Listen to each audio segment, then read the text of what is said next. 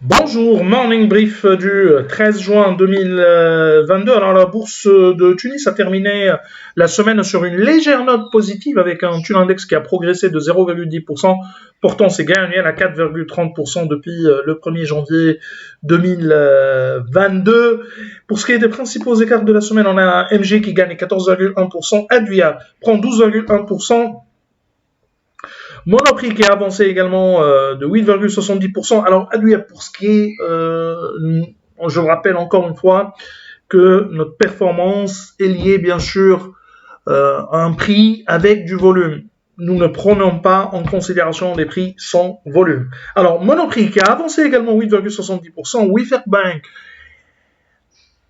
a progressé de 4,30%, une hausse de 3,73% pour Tijari Bank, Annibalise qui a avancé également de 2,97%, ATB qui prend 1,55%, 1,39% de hausse pour Artes, une progression de 1,25% pour Spedit et Banque de Tunisie qui a également progressé de 1,02%. Côté baisse, on a J-Filter qui perd 12,3%, 8,33% également de repli pour Simon de Bizerte Sokna qui a cédé 4,22%, 3,16% de repli pour BH Leasing, Atijal Leasing cède 2,99%, Telnet dévise de 2,64%, ATL qui a également baissé de 2,33%, Sotrapil accuse un repli de 2,21%, Sotetel qui a également qui a reculé de 2,14%, Sotetel qui a annoncé ses résultats 2021, Paulina qui a perdu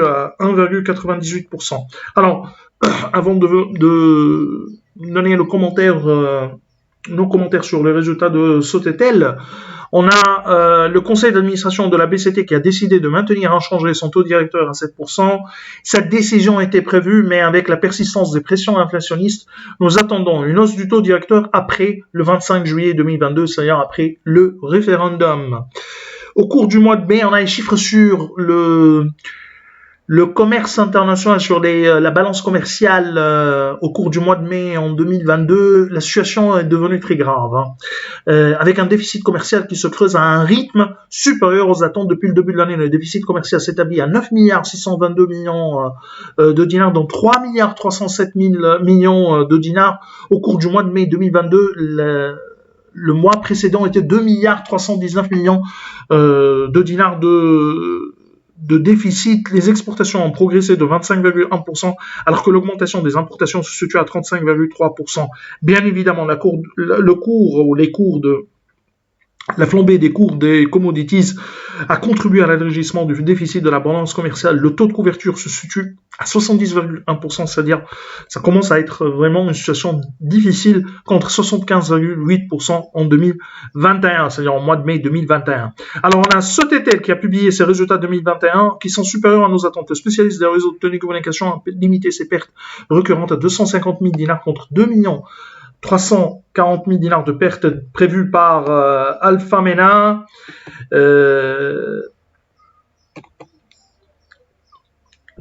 L'année dernière, c'était une perte récurrente ou ajustée de 7 970 000 dinars selon nos calculs. Pour rappel, Sotetel a comptabilisé au titre de l'exercice 2020 une plus-value de 11 850 000 dinars suite à la cession de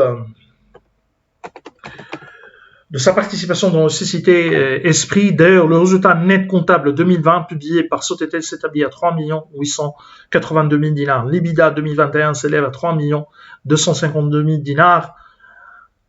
1 930 000 dinars attendus par Alpha Mena contre une perte de 2 millions ou un EBITDA négatif de 2 millions 10 000 dinars une année auparavant. On a CC qui confirme que le sit-in observé à partir du 6 juin 2022 a bloqué les accès de l'usine. Le cimentier confirme également que les initiateurs du mouvement sont des ouvriers appartenant aux sociétés de sous-traitance que les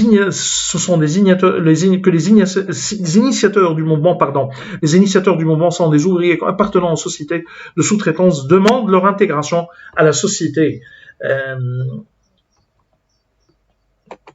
Les autorités ministérielles sont intervenues en date du 9 juin et ont réussi à lever le sit-in. CC informe que cette situation n'a pas significativement impacté ses objectifs mensuels et donc annuel. C'est tout ce qu'on a pour ce matin. Nous vous remercions pour votre attention et on vous donne rendez-vous pour demain matin. Au revoir, à demain.